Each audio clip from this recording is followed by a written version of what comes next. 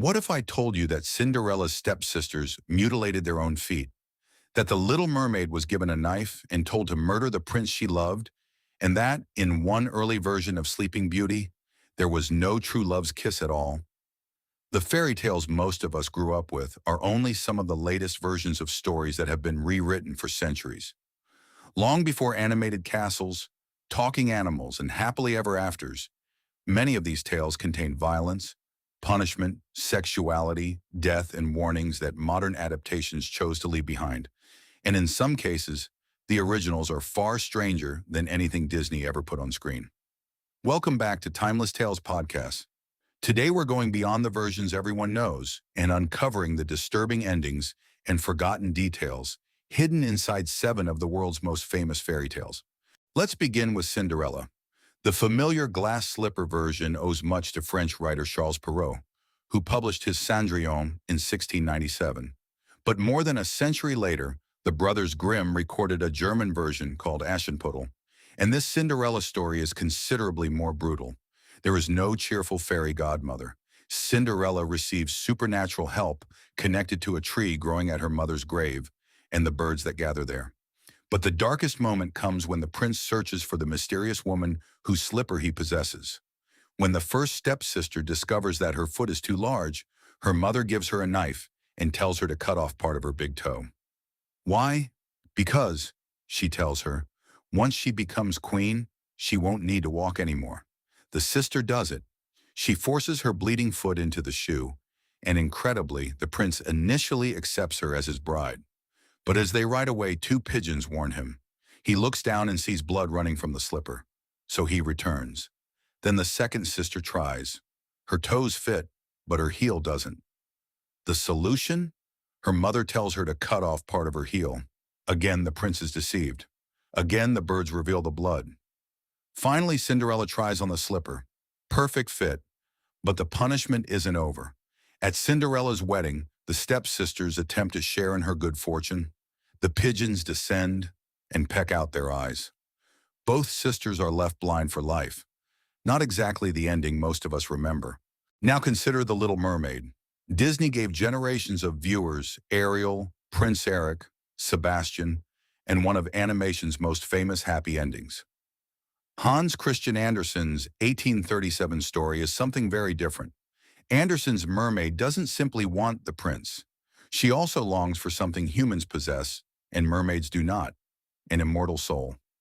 To become human, she makes a bargain with the sea witch. The price is her voice. But Andersen makes that price horrifyingly physical. The witch cuts out her tongue. And although the mermaid receives human legs, every step she takes feels as if she were walking on sharp knives. She suffers all of this for the prince, but he marries another woman. And that means the Little Mermaid will die and become sea foam. Then her sisters appear with one final possibility. They have sacrificed their beautiful hair to the sea witch in exchange for a knife. If the Little Mermaid kills the prince before sunrise and lets his blood fall on her feet, she can become a mermaid again. She enters his room. She raises the knife, and she can't do it. Instead, she throws the weapon into the sea and leaps overboard. Her body dissolves into foam. But this is where the ending is often told incorrectly. Andersen does not simply end her story there. The Little Mermaid rises from the foam and discovers that she has become one of the mysterious daughters of the air. Through good deeds, she is now given the possibility of earning the immortal soul she wanted all along, although the journey may take 300 years. So Andersen's ending isn't simply tragic. It's spiritual, strange, and bittersweet. She loses the prince, but gains a new path towards something she desired even more deeply. Little Red Riding Hood may be even more surprising because the version many people remember includes a rescue. But Charles Perrault's 1697 Little Red Riding Hood offers no such comfort. The wolf reaches grandmother's house. He kills and eats her. Then Little Red Riding Hood arrives. You know what happens next. The famous exchange. What big eyes you have. What big teeth you have. And then the wolf eats her too. That's it. No woodsman. No rescue. No miraculous escape. Perrault then makes the purpose of his story unmistakable by adding a moral warning young women about talking to strangers. Particularly charming, polite, seemingly harmless men. The wolf wasn't merely a monster, he was a metaphor. And suddenly this familiar children's story becomes something much more unsettling. Snow White survives her poison apple, so surely this one has a happy ending. Well, for Snow White, yes. For the Queen, absolutely not. In the Brothers Grimm version, the Queen learns that Snow White is still alive and has become a bride. She attends the wedding. Waiting for her are a pair of iron shoes, but these aren't ordinary shoes. They have been heated over a fire until they are red hot. The Queen is forced to put them on and dance. She keeps dancing in the burning iron shoes until she falls down dead. It's an extraordinary contrast with the modern image of the fairy tale wedding. Snow White gets her happy ending. Her enemy gets an execution. Then there's Rapunzel. The famous image is simple: a beautiful young woman, a tower, and impossibly long hair. But the Grimm story becomes much darker after the prince begins secretly visiting her. In the earliest Grimm version, Rapunzel innocently reveals that her clothes have become too tight, implying that she is pregnant. Later editions soften this detail.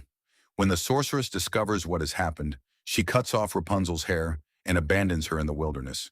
Then she tricks the prince into climbing the tower. When he realizes Rapunzel is gone, he throws himself from the tower in despair. He survives, but he lands in thorns that pierce his eyes and leave him blind. For years he wanders through the wilderness. Eventually he hears Rapunzel's voice again. She is living there with the twins she has given birth to.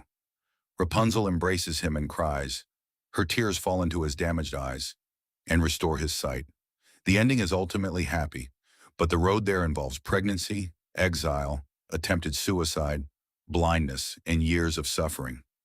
A very different story from the simplified version many of us remember. And now we reach perhaps the most disturbing story on this list. Before Disney's Sleeping Beauty, and even before the Brothers Grimm's Briar Rose, Italian writer Giambattista Basile published a story called Sun, Moon, and Talia in the 17th century. And calling it a darker Sleeping Beauty is almost an understatement. Talia falls into a death-like sleep after a piece of flax becomes lodged beneath her fingernail. Her devastated father leaves her in a country estate. Later, a king discovers the sleeping Talia. But there is no magical kiss. The king has sex with her while she is unconscious and then leaves. Talia remains asleep, and, still unconscious, she eventually gives birth to twins. The children are named Sun and Moon. One of the babies searches for milk and begins sucking Talia's finger. The piece of flax is pulled free, and Talia finally wakes. She wakes to discover that she is the mother of two children. The story somehow becomes even darker. The king eventually returns and begins a relationship with Talia, despite already having a wife. When the queen discovers his secret, she orders the twins to be killed, cooked, and served to their own father. The cook refuses. He hides the children and substitutes lamb instead. Then the queen decides to burn Talia alive. But before she can succeed, the king discovers what has happened. The queen is ultimately condemned to the very fire she prepared for Talia. Talia marries the king, and somehow, the story calls this good fortune. Of all the stories we've explored today, this may be the clearest reminder that older fairy tales operated according to moral and cultural assumptions very different from our own. So why were fairy tales so dark? It's tempting to say that fairy tales were originally horror stories for children, but the truth is more interesting. These stories came from different countries, centuries, writers, and oral traditions. They weren't created at one moment for one audience, and they never had just one definitive version.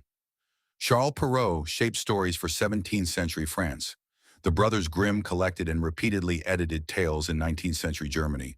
Hans Christian Andersen wrote literary fairy tales of his own, often filled with suffering, faith, sacrifice, and transformation. And generations of storytellers kept changing them. Disney didn't invent that process. Disney became one of its most influential modern participants.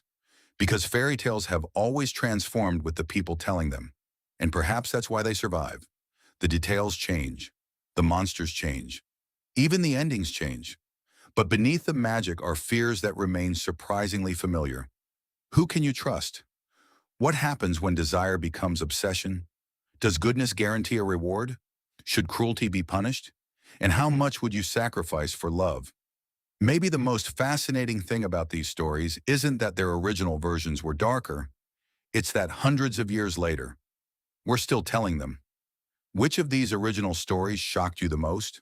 Cinderella, The Little Mermaid, Snow White, Rapunzel, or Sleeping Beauty? Tell me in the comments, and if you want a part 2 exploring even stranger fairy tales, let me know which story I should investigate next. If you enjoyed discovering the hidden history behind stories you thought you knew, like the video and subscribe to Timeless Tales podcast, because sometimes the story behind the fairy tale is darker than the fairy tale itself. Subscribe to the Timeless Tales podcast. Your stories, your time.